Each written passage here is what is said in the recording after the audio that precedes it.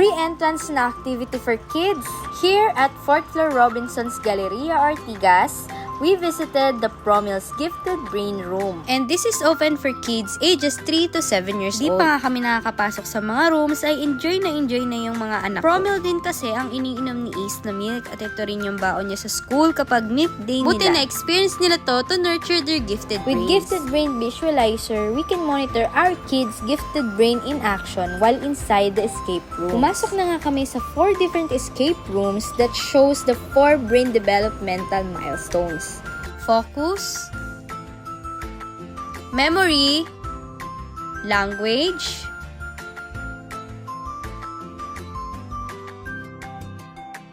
and problem solving. Watch your kids' gifted brain in action and they'll surely enjoy this experience. So parents, reserve your slot for free until June 30.